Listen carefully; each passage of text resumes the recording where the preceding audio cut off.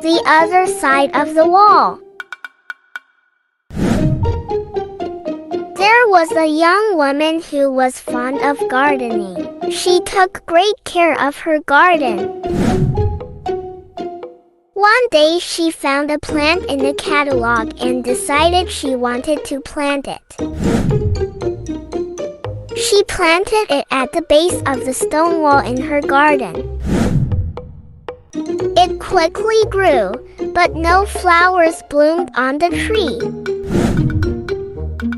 She thought she would cut it down, but her neighbor caught her and thanked her for the beautiful flowers blooming on its vines. She rushes over and realizes that the vine had crept through the crevices of the stone wall. The flowers had bloomed generously on the other side. Moral: you may not see the results, but that doesn't mean your efforts bore no fruit.